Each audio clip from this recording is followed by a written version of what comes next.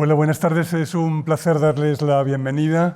Les agradezco su asistencia a esta cita de hoy, que vuelve a llevarnos hacia la exposición, el taller de Rubens, con la charla que les voy a impartir. Mi nombre es Javier Arnaldo, con ese título que vamos a ver enseguida, Obradores de pintura y espacios del saber.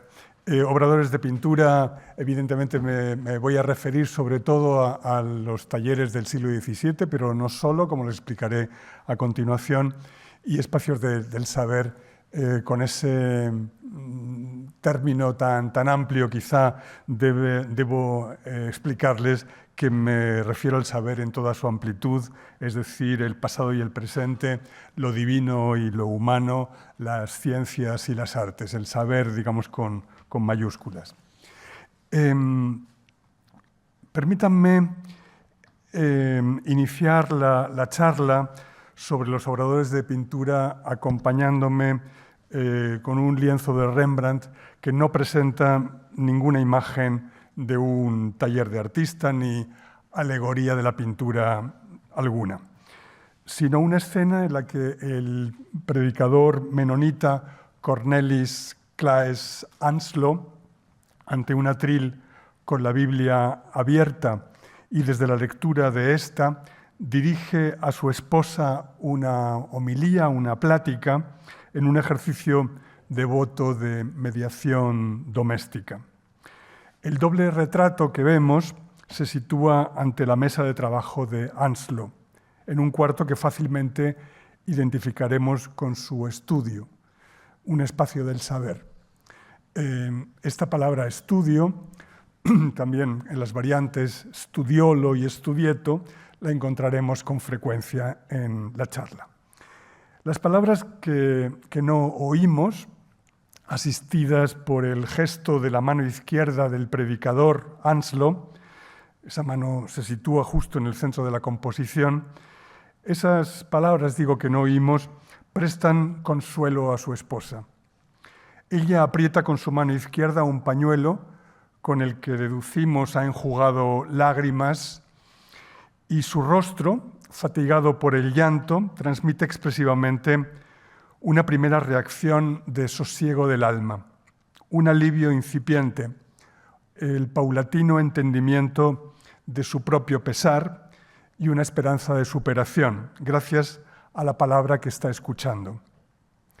Cornelis Claes Anslo fue un hombre de negocios, además de predicador, pero ni en una ni en otra faceta de su vida profesional podía ofrecer imagen visual alguna de sí mismo. No tenía recursos, los recursos de un pintor para autorrepresentarse. Por el contrario, la imagen visual de su oficio y de sus habilidades corría precisamente a cargo del pintor. Ni el predicador, ni el jurista, ni el albañil, ni el contable, etcétera, etcétera, crean imágenes visuales de su propio oficio, ni de su lugar de trabajo. Los pintores sí, y por eso podemos hablar hoy de obradores de pintura sobre la base de representaciones visuales realizadas, claro está, por los propios pintores. Y los pintores, para la idealización de los suyos propios, de sus propios espacios de trabajo, también toman de los espacios de trabajo de otros los elementos que consideran poder asimilar o incluso deber asimilar. Como veremos enseguida, de forma ideal típica, los pintores atendieron a la ejemplaridad de los espacios de trabajo de los hombres de letras, los conocedores de las escrituras, como Anslo. Me propongo ver con ustedes algunas pinturas y estampas que representan talleres de artista, sobre todo del siglo XVII, también del XVI, para encontrar enseguida la conexión entre estas representaciones y las alegorías de la pintura propiamente dichas. Quisiera medir desde ahí los atributos demandados de la pintura y explorar su presencia en la historia anterior, particularmente en el siglo XIV. Abriremos un paréntesis para ello.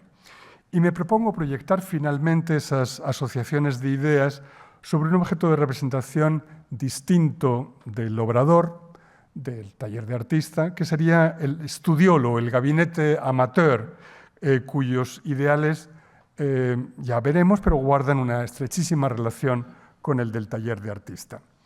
Un componente fundamental de la pintura de Rembrandt que contemplamos, tan perturbadora por lo que tiene de compasiva o, digamos, de trasladarnos una compasión interiormente sentida, es el dominio de lo que acontece mediado por el oído. Todo lo que acontece pasa por esta plática, ¿no?, de Anslo. Asistimos a una conversación espiritual o una plática, algo que anuncia la palabra, la voz, ese transmisor invisible cuyo influjo transformador sobre lo visible comprobamos al observar la pintura. La primacía de la palabra sobre la imagen en la comunicación con la verdad es propia de la Iglesia reformada, a la que pertenecía, desde luego, la fe menonita. La polémica a propósito del verdadero conocimiento, de la conexión eficiente con la divinidad mediante la palabra y mediante la imagen, presente en la querella de las iglesias reformadas y la católica, es heredera de tradiciones antiguas que están en la base de la cultura occidental, como bien sabemos. La cultura bíblica, por un lado, para la que prima el sentido del oído, esto es la revelación mediante la palabra, y la cultura clásica grecolatina, que confía al sentido de la vista la fundamentación del conocimiento.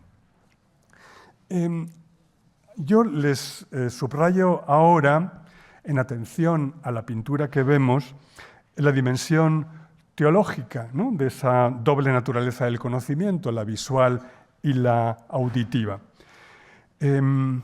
Pero en ese reparto jerárquico del conocimiento sensible están afectadas otras áreas del saber, sean práctico, teórico, productivo, y desde luego están afectadas las artes.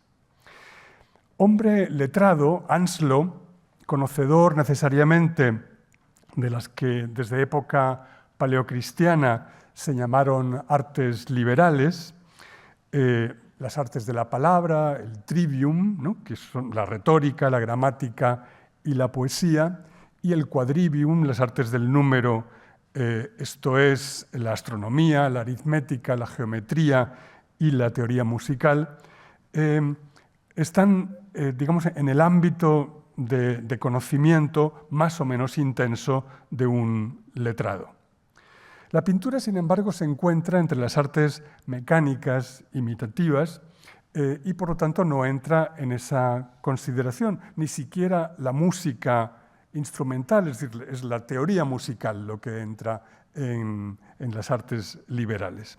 Sin embargo, nos encontramos una y otra vez con recomendaciones por parte de los teóricos y de los tratadistas de una instrucción de los artistas en otros ámbitos. Desde luego la anatomía, pero también la historia, la geometría y con ello la perspectiva, la medicina, el estudio del color, el estudio del espacio, de los efectos de luz en el espacio. Así nos encontramos, por ejemplo, al leer a Leon Battista Alberti en cualquiera de sus tratados, un énfasis muy notable en la centralidad de las matemáticas, ¿no?, para el saber. Un humanista como Pomponio Gáurico aconsejaba en la formación de los escultores y de los artistas la atención a la aritmética, a la música, a la geometría, es decir, a artes liberales. Y lo mismo que Pomponio Gáurico, artistas como Lorenzo Ghiberti y otras. La historia de la cultura occidental desde la Baja Edad Media en adelante narra en buena medida el reconocimiento en las artes mecánicas de valores asociados a las artes consideradas más elevadas, liberales, académicas o como queramos denominarlas. La pintura no trabaja con la palabra, desde luego, a diferencia de la poesía. Pero con frecuencia la pintura se interna en el lenguaje de la palabra y lo hace suyo. Demuestra compartir conocimiento con las letras, hacer suyos los espacios de estudio de las letras. En la figura de la mujer de Anslo, Rembrandt atiende a la encarnación de la palabra, alcanza a representar el efecto de la palabra sobre el ser humano, sobre las carnaciones. Recuerden la charla del otro día con Jacobo Alcalde, aquel término que empleaba, la reología, ¿no? Referido al estudio de la dinámica de fluidos o semifluidos o semisólidos, y haciendo énfasis en que la resistencia de la pasta de color y el tratamiento de esa pasta de color sobre la superficie desencadena emociones en nosotros al mirar la pintura. Por supuesto que esto se pierde en la reproducción que yo les estoy proyectando, pero ahí está. Es decir, que en cualquier ocasión que vayan a Berlín no dejen de contemplar este cuadro. Los retratados del cuadro que acabamos de ver se sitúan en un estudio, o repito, en un espacio de trabajo que no es el propio del pintor. El propio del pintor sería este, ¿no? Una pintura de Rembrandt 13 años anterior.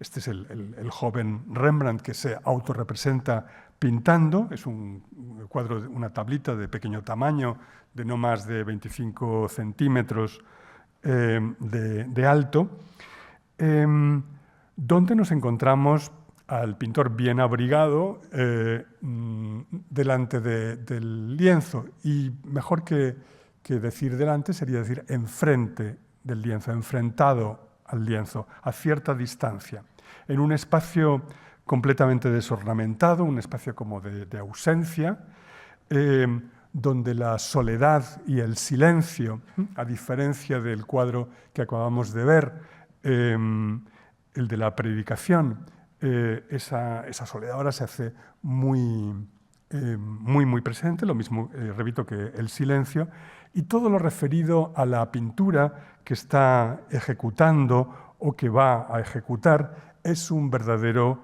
enigma. Sabemos que es un trabajo en devenir, que hay una distancia, y si hay una distancia ha de haber también una proximidad, es decir, que es un trabajo en ese movimiento de distanciamiento y aproximación al lienzo que tiene delante, un fuera y un dentro del cuadro, un frente a y un en, ¿no? Que es lo que marca un devenir, un proceso de trabajo en el que la pintura ha de desarrollarse. El pintor recoge, así como apretándolo contra su pecho, todo el instrumental de trabajo, la paleta, el tiento, los pinceles, y todo lo demás, repito, es un enigma. Nos preguntamos un qué, ¿hay modelo? No. Y si miramos el rostro del pintor, que queda en sombra, podríamos, sin especular demasiado, identificar esa expresión que nos transmite, con la que se ha autorrepresentado, una expresión de asombro. Y asombro en el sentido doble del término, es decir, espanto, sobrecogimiento, susto, ¿no? Y también asombro en sentido de admiración, de maravilla, de sorpresa, de perplejidad, de fascinación, ¿no?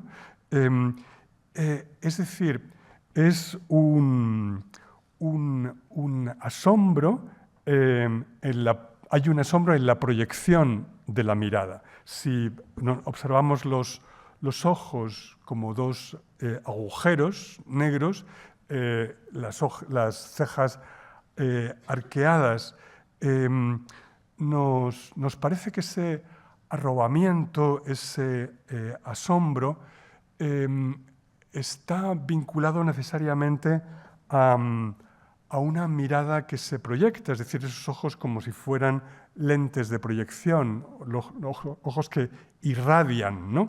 Es decir, que hay un interior que se expresa. Es decir, que está en la propia autorrepresentación indicando una disposición que no es exactamente la de la reproducción de un elemento exterior, sino una disposición creativa de la mirada. En una posición contraria, es decir, dándonos la espalda y mostrándonos el lienzo, se autorrepresenta un pintor más joven que Rembrandt, Adriaan van Ostade, en este cuadro que no es de su juventud, sino por el contrario, un cuadro ya del Ostade maduro. Y nos encontramos con un taller también, digamos, desvencijado. No es que tenga esos mismos parámetros de desornamentación, pero sí que de abandono de alguna manera. Hay una mayor suciedad, como todos ustedes comprobarán a primera vista, pero también muchas más pistas sobre sus instrumentos de trabajo y sus recursos. Vemos, por ejemplo, el cráneo de un animal, objeto indudablemente de estudio.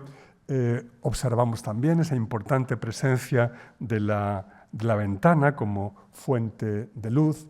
Vemos una figura articulada para el estudio de las proporciones, todo ese instrumental, infinidad de elementos por el suelo, ¿no? Es un cierto caos que puede hacer pensar un poco en el estudio de Francis Bacon, que era mucho más desastroso que este, pero del que él decía que le gustaba el caos porque le permitía ver figuras, le permitía ver imágenes.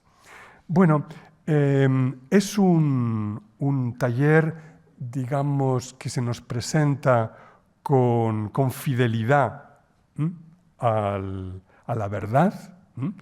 Al fondo ven también una figura, que es un ayudante que está moliendo pigmentos, pero sin embargo la pintura que está realizando, con ayuda, eso sí, de un dibujo, es una pintura realizada sin modelo natural. Es decir, que nos está mostrando un taller de verdad y está ejecutando una pintura de invención. Esa facultad de atender a la verdad y ser capaz desde la verdad de inventar, de desarrollar un paisaje, es un valor importante que aquí se está poniendo, se está exaltando. Un ejemplo más también de un taller de pintor, pero esta vez un taller que difícilmente asociaremos con una imagen realista, digamos, de las condiciones de trabajo del pintor. Es un cuadro celebérrimo, el arte de la pintura, una alegoría de la pintura, realizado por Vermeer. Es una obra que tuvo él en su posesión hasta su muerte, una obra muy valiosa, por lo tanto, para sí mismo, y de alguna manera pues, debió servirle como tarjeta de visita para posibles clientes, para lo que él podía hacer y cómo consideraba la pintura. Vemos nuevamente al pintor de espaldas a nosotros, mostrándonos el trabajo que está desarrollando, al igual que Ostade y otros ejemplos que podremos ver. Y está pintando la figura que vemos al fondo, la mujer ataviada con esa, digamos, túnica azul, con unos atributos, el libro, la trompeta, tocada con una corona de laurel, que nos permiten identificarla con Clio, ¿no? la musa de la historia. Hay un mapa también de los Países Bajos que se asocia directamente ese territorio con el arte de la pintura. Y el pintor lo que está representando, lo que nos deja ver en un lienzo que se corresponde aproximadamente, quizá un poco más pequeño, con el tamaño del lienzo real, lo que nos deja ver, digo, es justo la corona de laurel, lo que él dispone para este homenaje a la pintura. La corona de laurel, que es recompensa, que indica victoria.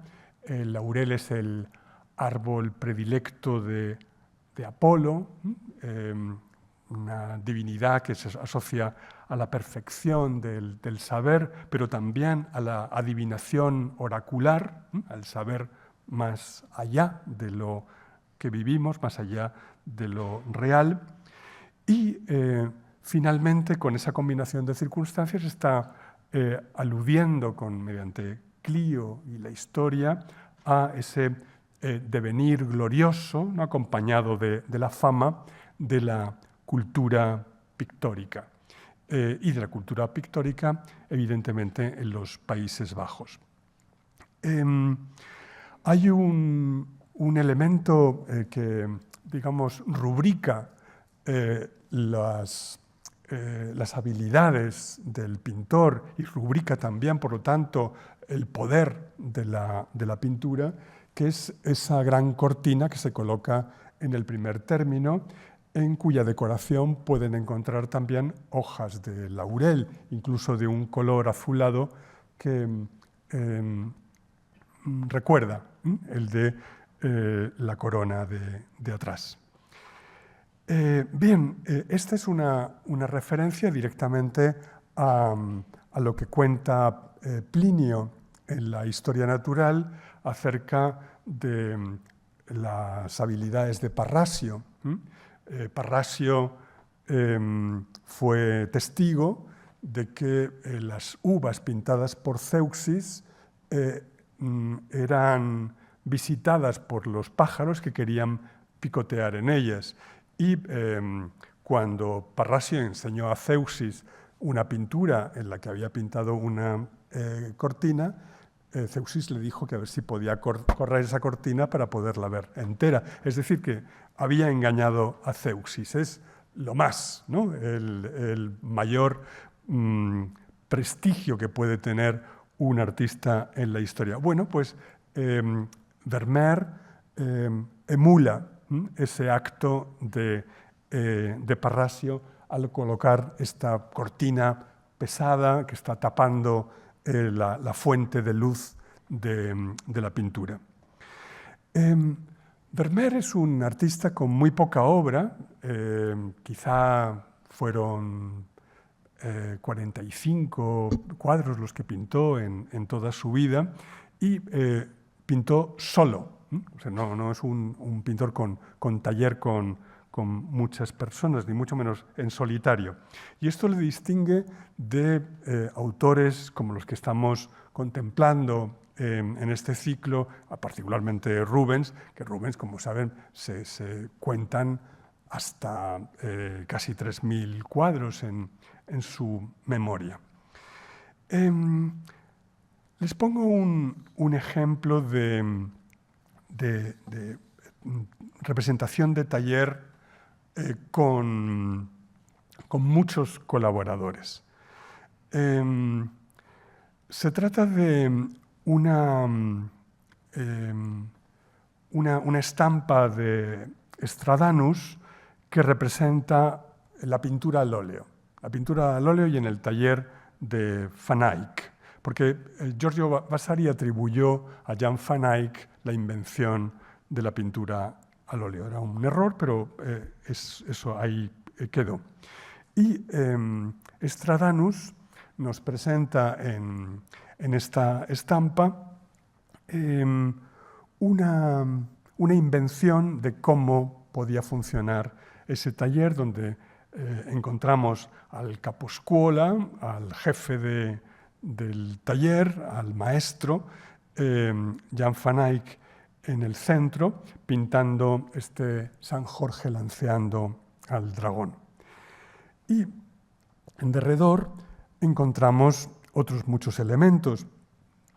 Hay quien está moliendo los pigmentos, hay quien los está mezclando con aceite, hay quien está preparando la paleta, hay un chico que está dibujando un busto, hay un pintor que está realizando un retrato, hay ayudantes que están trasladando elementos. Es decir, es un taller al completo con muchos ayudantes, algunos de ellos ejecutan directamente obras, como es el caso del pintor que vemos ahí atrás con su modelo.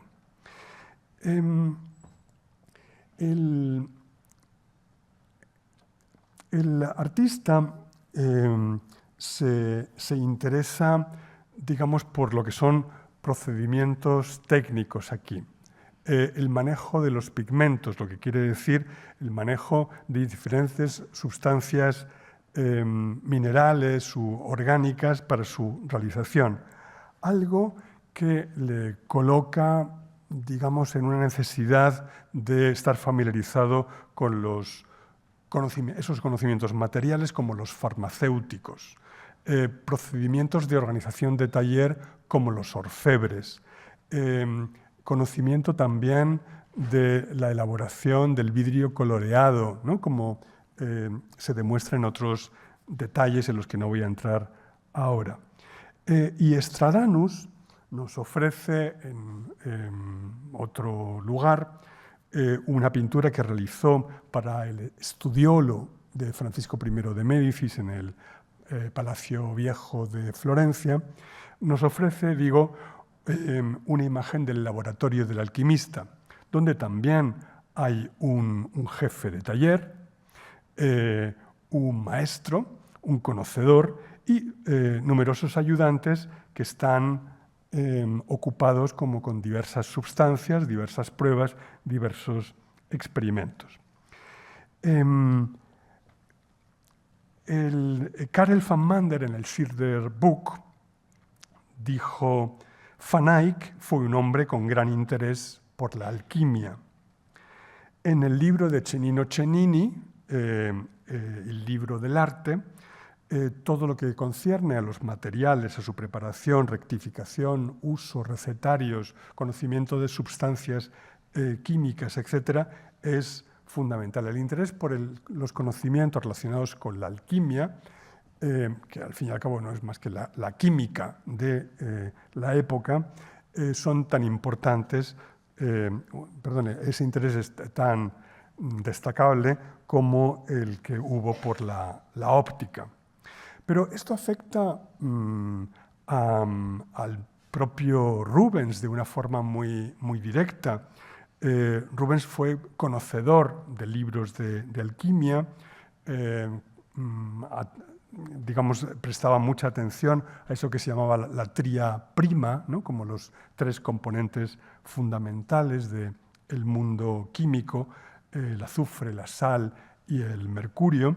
Y si podemos hablar de Rubens como pintor docto, pictor doctus, no es solo por sus conocimientos humanistas, su conocimiento de lenguas, sus virtudes como diplomático, etcétera, sino también, y muy destacadamente, por sus conocimientos de los materiales químicos, sus reacciones y posibilidades de mezcla y demás. Abundo un poco más también de la mano de Stradanus en estas circunstancias de la organización de talleres con colaboradores. Tenemos aquí una estampa realizada por Cornelis Cort, pero a partir de un dibujo de Stradanus, que representa la práctica de las artes. Así es un rótulo genérico, pero está aludiendo al arte de la pintura, al arte de la estatuaria en piedra, al arte del modelado, también a la arquitectura, a la estampa, al dibujo.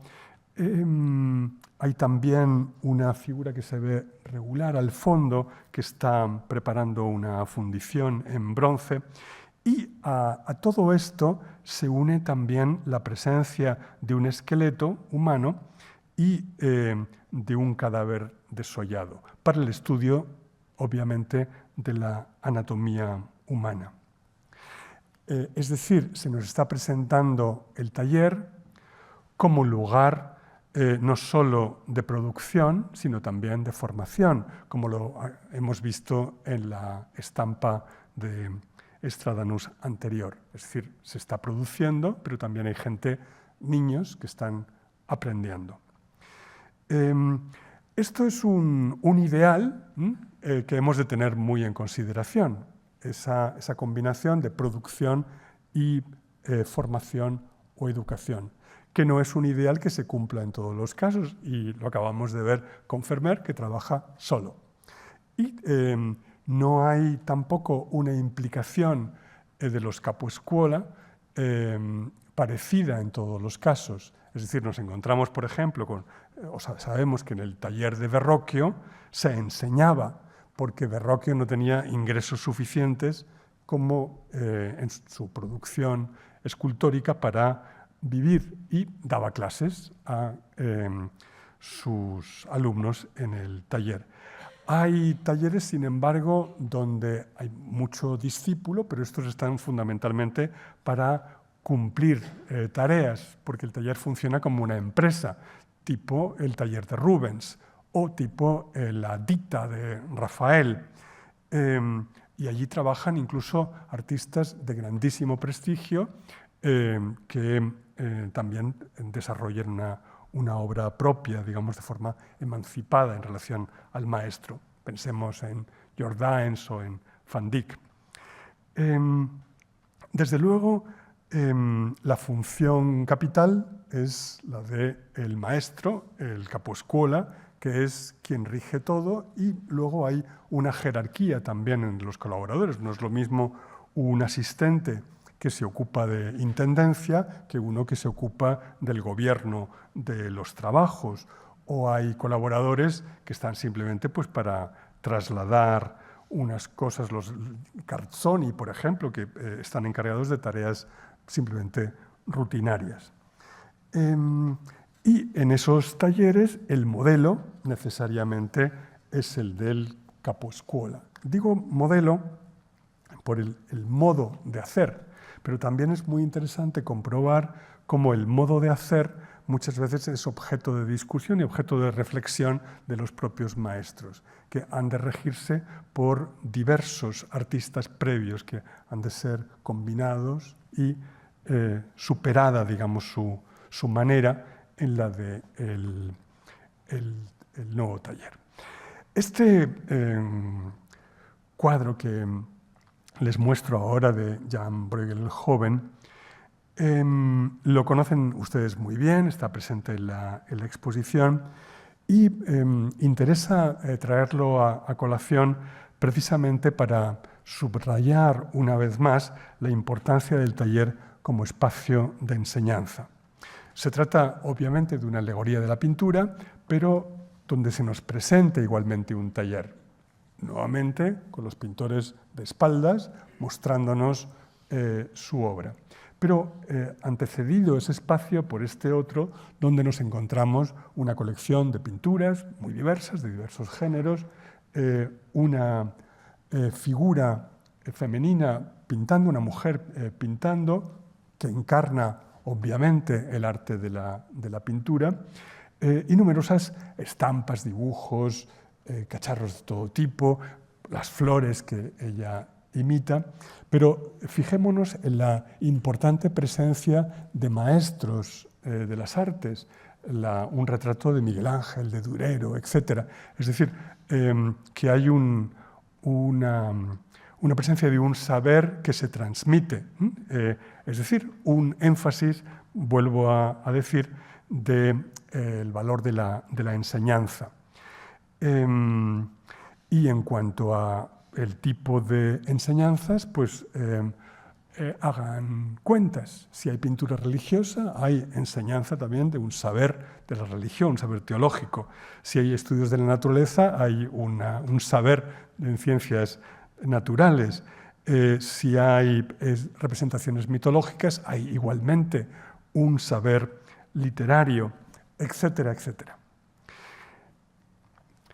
Un ejemplo muy distinto nos lo ofrece este cuadro de Jean-Mins Molenaar, el pintor en su estudio, donde nuevamente nos encontramos a un pintor dándonos la espalda y mostrándonos su obra, que en esta ocasión coincide exactamente con el motivo que tiene delante, unos instrumentos musicales colocados sobre la mesa.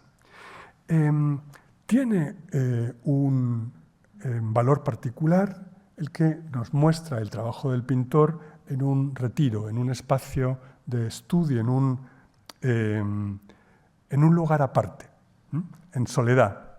Les recuerdo el autorretrato del joven Rembrandt trabajando que hemos visto antes.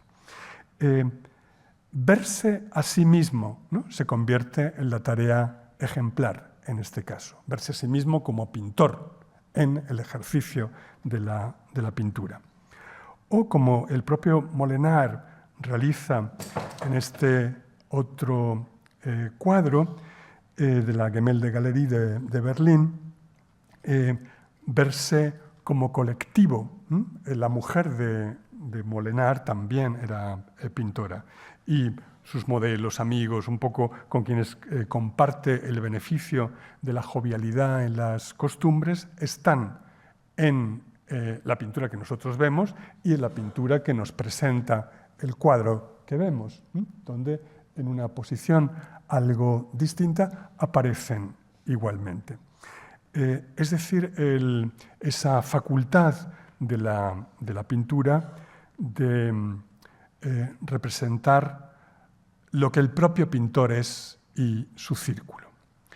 Pero hay algo más. Es lo que la pintura aporta a quienes no son pintores acerca del conocimiento de las cosas.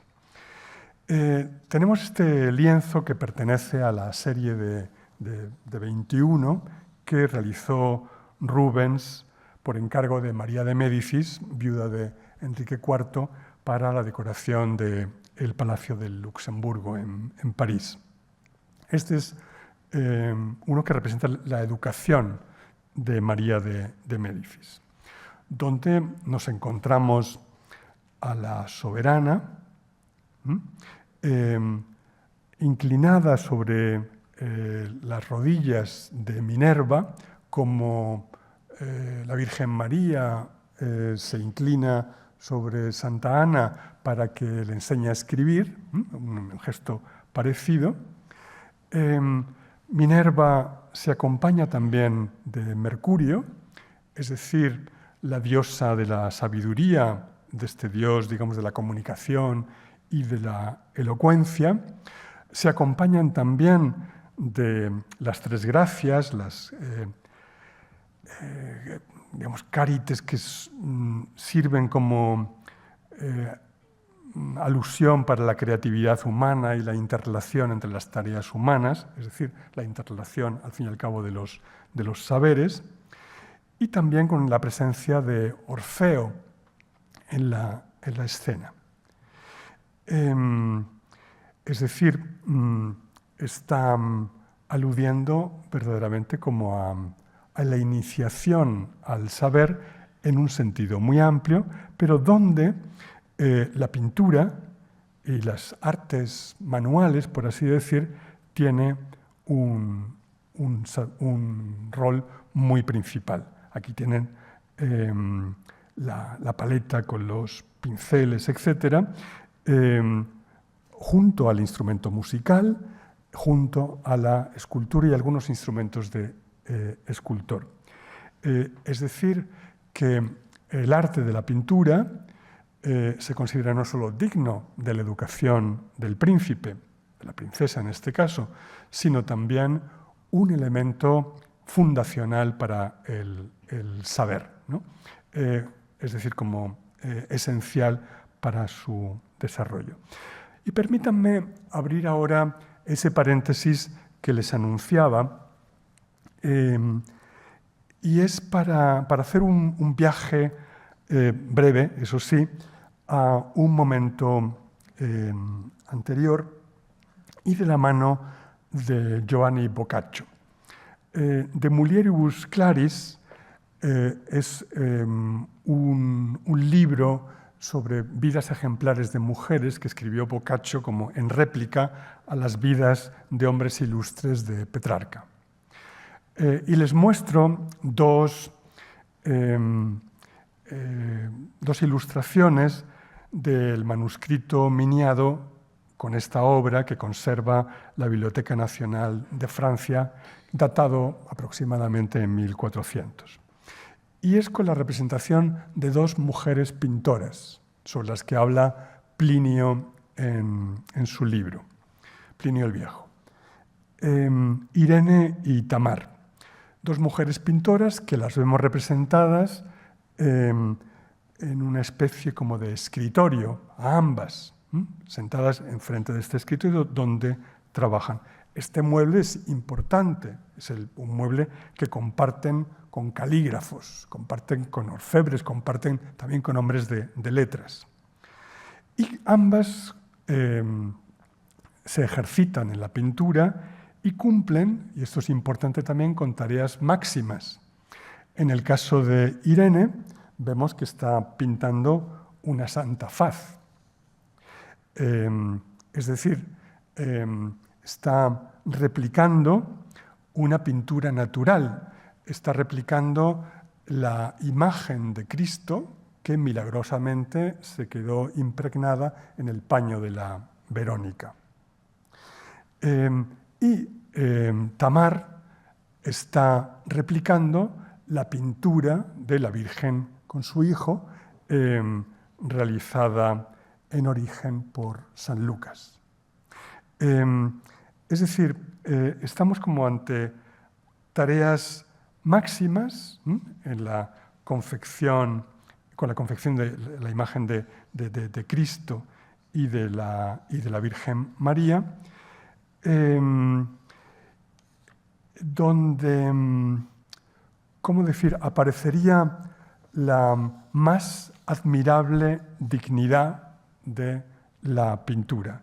Es decir, que el trabajo de pintar se presenta como ejercicio de revelación cristiana en acto.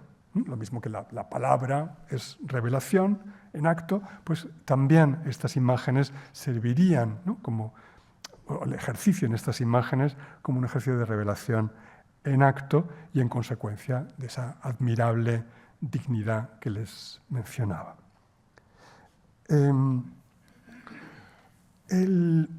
Lo que se nos está replicando en esas imágenes de las pintoras es la figura del sabio, del letrado, retirado en su estudio, retirado en su escritorio. Como vemos aquí en este manuscrito iluminado que se conserva en Darmstadt, que presenta el libro de Petrarca, de Viris Illustribus, o sea, vidas de hombres ilustres, donde el escritor, el propio Petrarca, se sitúa en su estudio, ante su escritorio y trabaja. Petrarca fue verdaderamente un experto en lugares de retiro. Pueden visitar ustedes su retiro en Vaucluse y se darán cuenta de lo que es verdaderamente elegir un lugar extraordinario, ¿no?, para vivir, para retirarse, para leer y escribir. Y si van a Arcuá, cerca de Padua, pues les ocurrirá lo mismo, ¿no? Verdaderamente son lugares muy, muy elegidos, pero donde lo que está defendiendo es lo que defiende en su libro de Vita Solitaria. Es la importancia de la soledad, del retiro, para el desarrollo de la vida espiritual. Y de hecho, este término, el de studiolo, se atribuye la denominación de habitaciones de retiro para el trabajo que se hicieron características en la corte papal de Aviñón, que él frecuentó. Es decir, que vienen del siglo XIV, que se desarrollan ahí y luego se extienden. Esta es una tesis bastante difundida y acreditada entre los conocedores. Las representaciones de Petrarca, que no son pocas, insisten una y otra vez en su identificación con un espacio de retiro, un espacio de estudio. Algo similar encontramos en representaciones algo anteriores, pero digamos como es una constelación cultural cercana, como esta alegoría de la pintura que pertenece a los relieves de forma hexagonal del campanile de Santa María de las Flores de Florencia. Los originales están en el Museo del Duomo, pero hay copias en el campanile y tienen aquí la representación de la pintura. La pintura que nuevamente es un lugar de trabajo, de retiro, donde realmente podríamos asimilar fácilmente la disposición física de este pintor con la que hemos visto en Tamar o en Irene. Este es un mármol atribuido a Andrea Pisano, al igual que el que ven a su lado, que es el de la escultura. Estos dos relieves se hallan juntos en el lado norte del campanile. En ambos casos observen que se trata de trabajos en soledad. Y hay otros con otros oficios, pero que se encuentran aparte. Oficios o conocimientos, astronomía, arquitectura, alfarería, la promulgación de leyes, la tejeduría, etc. Pero también hay tres relieves fundamentalísimos que remiten al Génesis. La creación del hombre, la creación de la mujer y la ley del trabajo. Se saltan, digamos, la expulsión del paraíso. Y lo que enfatiza este ciclo es la ley del trabajo. Es decir, que el trabajo es, digamos, lo que abre las condiciones de posibilidad de la redención. Y esto que vemos en los relieves del campanile de Florencia, y tengan en cuenta que Andrea Pisano era el director de las obras, el que sustituyó al Giotto de la fábrica del Duomo, coincide, digo, con una tesis que leemos en Cennino Cennini, el libro del arte, donde se encuentran de alguna manera los rudimentos de la tratadística de lo que va a ser la revolución renacentista. Entonces leemos en el capítulo 1, me salto algo sobre en el principio, cuando Dios omnipotente, etc., y dice, después, bueno, ya está el hombre, ha perdido el paraíso, etc., y conoce la ley del trabajo, y después inventó muchas artes necesarias y diferentes una de otra. Y fueron unas mayores ciencias que otras, que no habían de ser todas iguales, porque la más digna es la ciencia de la que se siguió alguna, de ella descendiente, la cual, con su fundamento, hace operar a la mano, Y es esta un arte que se llama pintura, que requiere fantasía y destreza de mano, hallar cosas no vistas, buscándolas bajo aspectos naturales y sujetarlas de modo que aquello que no es, sea. La pintura conoce y conoce también lo que no es directamente visible. Hace que lo que no es, sea. Es creativa por definición. Y se subraya su valor como vía de redención. Redención por el trabajo de la pintura y en un acto comparable al de la creación divina. Dice también Cennini en el capítulo 29, has de ordenar tu vida como si hubieras de estudiar teología o filosofía u otras ciencias. Es decir, está también invitando al pintor a emular al conocedor de las escrituras, al hombre de letras, al teólogo incluso. Y para enfatizar esa importancia, traigo a colación, y nada más que un momento, pese a la enorme importancia de esa pieza de Antonello da Messina, solo eso como ilustración. Pero va más allá Cennini en este hilo de pensamientos que trato de compartir con ustedes. En uno de los capítulos ya más avanzados de la obra suya, el libro del arte, donde le dice al pintor, procúrate un pequeño estudio donde nadie haya de molestarte y que tenga una ventana cubierta con un paño, y pondrás tu pupitre, cual escritorio, junto a esta ventana en una posición tal que la ventana luzca por encima de tu cabeza cuando estés de pie frente a ella. Bueno, viendo antes aquel cuadro de Ostende, llamé la atención sobre la ventana. Aquí, en esta pieza maravillosa de Vittore Carpaccio, también encuentran esa ventana como fuente de luz para San Agustín, colocado ante su escritorio, en el trabajo, en un lugar de retiro, en un lugar de estudio.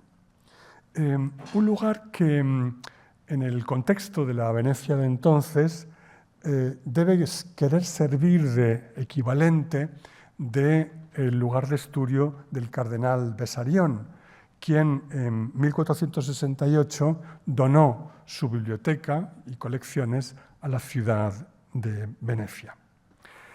Y esta pieza, este cuarto de estudio, este estudio, en definitiva, de San Agustín, reúne libros, partituras musicales, reúne, cuando digo libros, pues ahí hay escrituras sacras, libros piadosos, literatura antigua, también instrumentos litúrgicos, y no solo instrumentos litúrgicos, ven aquí también una caracola, es decir, también naturalia,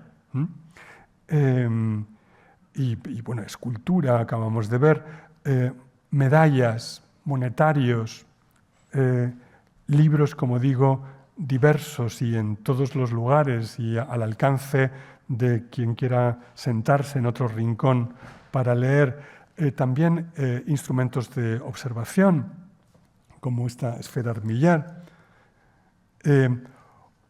y antigüedades, bronces antiguos, libros, colección maravillosamente dispuesta, ¿no?, de libros en este estante, y con una presencia singularísima, que es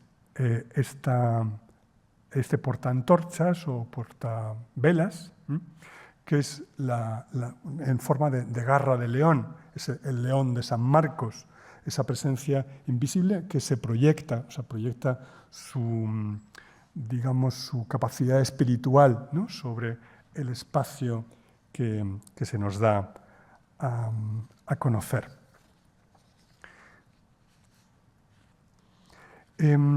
Se trata de un espacio que con esos componentes, colección de antigüedades, libros, monedas antiguas, medallas, etc., incluso escultura, donde podemos ver también un interés por la pintura, por los instrumentos de observación y demás, un lugar que permite el cultivo del saber, y que asociamos al mismo tiempo a un estudiolo y a un gabinete de coleccionista.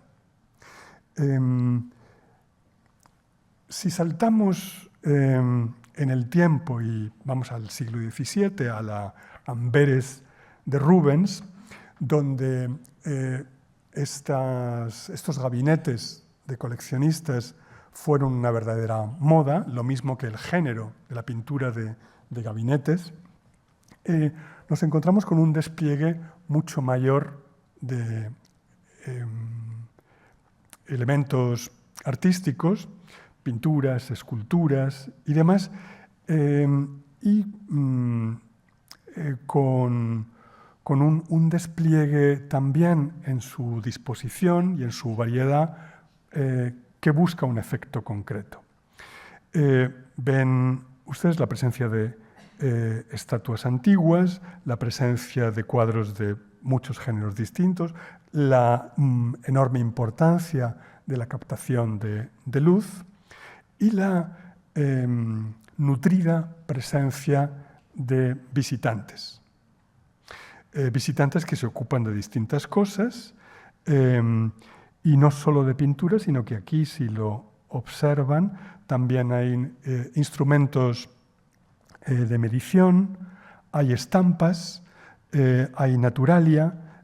Aquí se está observando un globo terráqueo, o algo que se le parece mucho. Entre los visitantes podemos identificar algunos, probablemente se podrían identificar todos, pero sabemos que eso es importante. Es decir, hay pinturas, por ejemplo, de Franz Franken, donde nos encontramos la representación de un gabinete de coleccionista con humanistas importantes, donde podemos encontrar a Ortelius, ¿no?, el geógrafo, es decir, donde latinistas, geógrafos, etcétera, se reúnen, donde no es un espacio, digamos, de lujo, sino un espacio de conocimiento. Y en este caso se llama la atención de este espacio como lugar del espíritu en esta inscripción por encima de la puerta de entrada. Vive l'esprit, viva el espíritu. Y lo que nos encontramos como escena fundamental aquí es una reunión en la que distinguimos al archiduque Alberto, a su mujer Isabel Clara Eugenia, está Rubens acompañándolos y, digamos, mediando en esta conversación, y el coleccionista, Van der Geest, les muestra un cuadro particularmente destacado, que es la Virgen con Niño de Quentin Messis. Cuadro, sí, muy apreciado. Observen que la Virgen con Niño es nuevamente una réplica de ese cuadro por antonomasia, el San Lucas, o pintado por San Lucas, ¿no? La Virgen con Niño. Y observen que se está colocando el cuadro por delante de cualquier otro elemento, es decir, por delante de cualquier instrumento de observación, de estampas, de libros, de naturalia. Se acerca el cuadro a los gobernadores y es como un aproximarse de lo más precioso, de lo más valioso, de lo que ha de considerarse en primer término, lo que va por delante de todo. Y observamos en este cuadro, obra de Peter Paul Rubens y Jan Bruegel el Viejo, que conocen muy bien esta alegoría de la vista, donde también podemos pensar de alguna manera en un gabinete de amateur, un gabinete de coleccionista, que el gesto de Cupido o de amor mostrando el cuadro a Venus ejerce justo el mismo movimiento, la misma intención de mostrar lo más valioso. Y lo más valioso es la pintura, desde luego, pero también lo que esto transmite es el milagro de curación del ciego, ¿no? El ciego que recupera la vista. Es el acto milagroso, ¿no? de la visión en la vida. Hay dos estampas que nos permiten conocer la casa de Rubens a fines del siglo XVII. Rubens para 1684, que es el momento en el que se realizan, ya hacía 40 años, más de 40 años que había muerto, y ya se habían hecho algunas modificaciones en esta, pero nos permiten conocer la disposición de algunos espacios y desde luego la disposición exterior perfectamente. Lo que vemos aquí es el patio de entrada. O sea, si venimos desde la calle, nos encontramos con un edificio que atravesamos y llegamos a este patio, donde hay como un encuentro particular entre espacios de trabajo, espacios domésticos y estos arcos del fondo que muestran una puerta que quiere rememorar de alguna manera a la Puerta Pía de Roma, que da paso al jardín, un jardín en el que se sitúa el pabellón que ven ustedes aquí, y un jardín que evidentemente tiene una importancia capital también como lugar de estudio de plantas, estudios de flores, estudio de la luz y de la naturaleza. Lugar de paseo, igualmente, lugar de disfrute.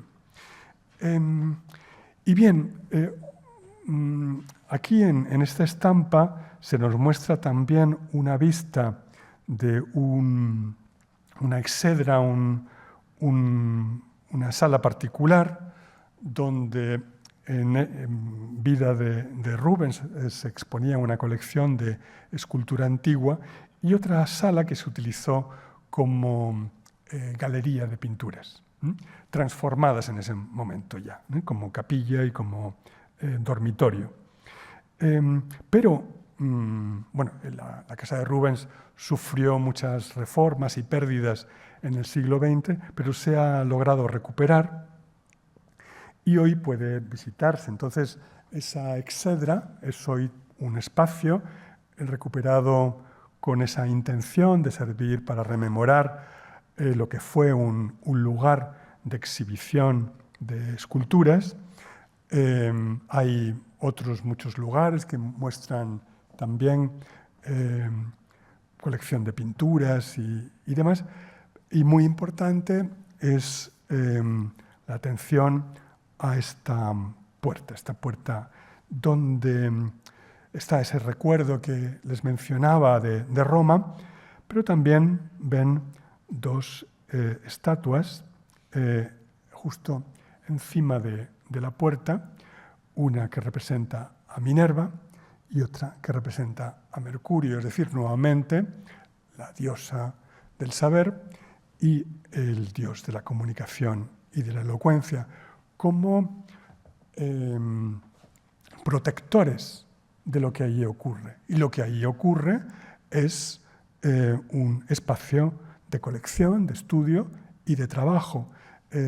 Se ha rehecho de alguna manera el espacio de trabajo de Rubens, no como tal, sino para exhibir pinturas, y es un espacio grande, diáfano, muy alto,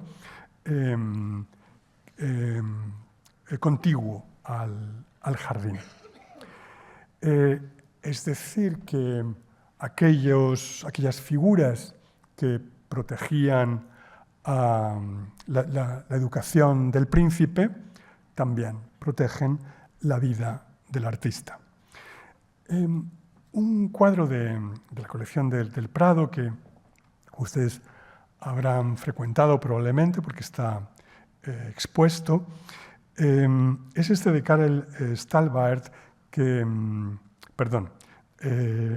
de Adrian Stalbent, que es titulado Las ciencias y las artes, podía titularse también El gabinete del amateur, o Wunderkammer, o de diversas maneras. Dejémoslo ahí, las ciencias y las artes. En él encontramos pues, nuevamente los grandes ventanales que permiten así una visión clara del interior, y diversos elementos de observación, como este perpetuum mobile, otros que están compuestos de una esfera terrestre, mapas, naturalia que están aquí en la mesa, con conchas, caracoles, corales, monedas, etc. Una serie de pinturas donde pueden encontrar retratos, paisajes, pintura mitológica, pintura religiosa, pintura de flores, pintura alegórica, en este caso, una pintura alegórica referida a la pintura. La pintura ha sido agredida por este monstruo y se acerca Minerva, nuevamente Minerva, a lancear este cuerpo monstruoso que ha agredido a la pintura, y la figura de la fama socorre a la mujer que ha caído para devolverle su honor. Y ven también ustedes, si se lo señalo, no se está viendo la... Bueno, disculpe, pensaba que al poner yo el cursor aquí se estaba viendo en la pantalla, lo siento. Pero encima de este mueble ven también la presencia de bronces modernos y también figuras antiguas. Una colección que incluye instrumentos musicales, instrumentos de medición.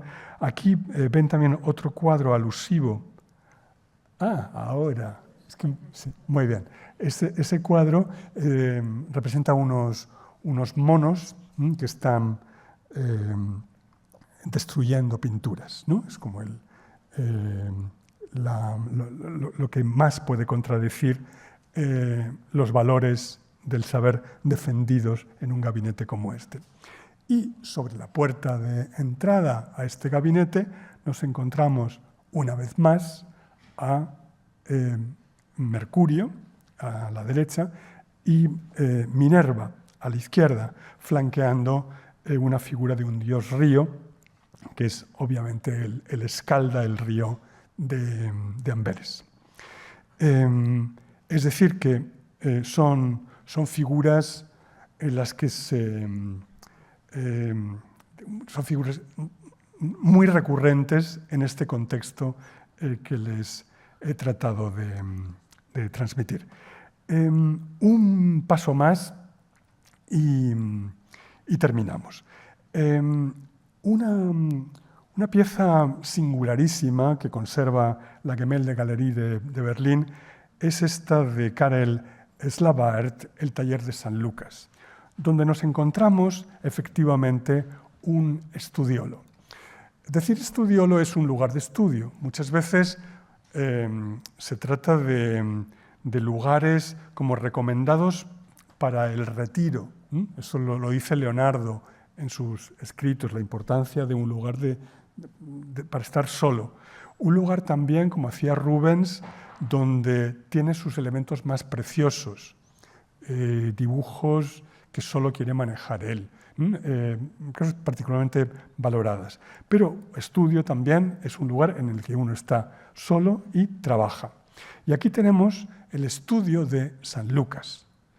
Y no es la representación tradicional de Lucas pintando a la Virgen con el niño, sino que es San Lucas en su estudio con un cuadro en desarrollo, sus instrumentos de trabajo, el tiento, los pinceles, la paleta, la piedra de moler, los pigmentos, etc., con elementos propios de un gabinete de amateur, como la esfera terrestre, como numerosos libros, y al fondo encontramos a San Lucas, muy viejo, eso sí, escribiendo el Evangelio.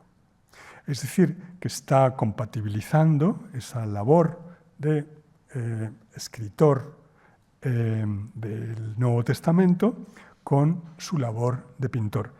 Aquí lo que está representando es el descanso en la huida a Egipto, que obviamente contiene el tema de la Virgen y el niño, pero es otra cosa.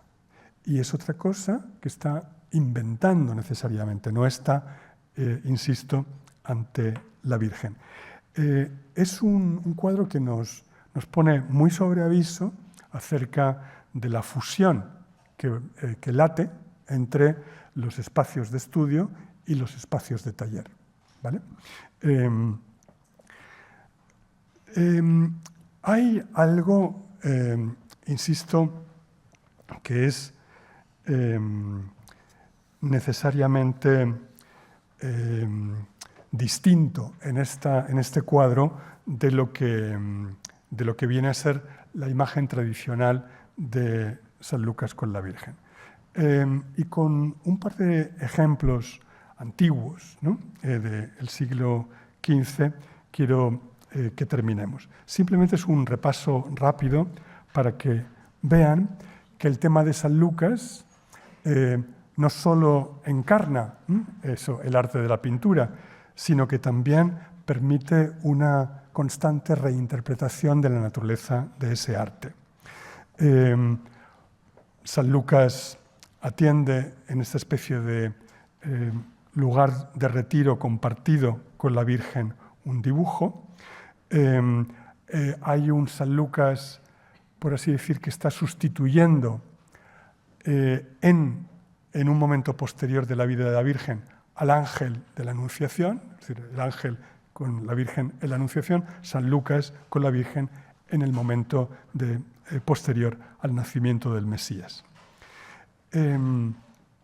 Trabajos diversos pero donde también nos encontramos, por ejemplo, en este caso de Jean Gossard, la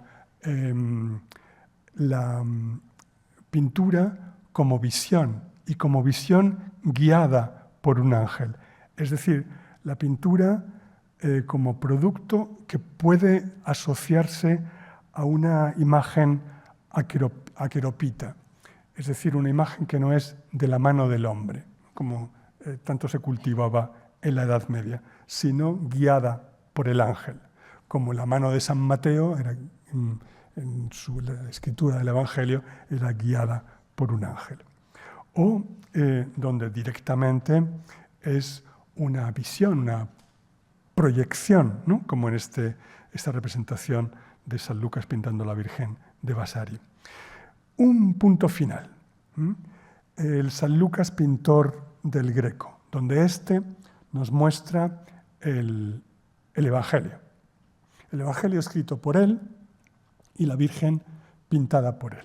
Es decir, donde en buena medida la pintura se encarna como equivalente visual de la palabra, se funde con ello, comparte el mismo lugar y se hace de alguna manera indiferente. Esto es una conquista que vemos aquí maravillosamente descrita por el pintor, pero que, como ven, responde a un esfuerzo cultural secular de enorme importancia en este contexto del que nos hemos ocupado. Gracias.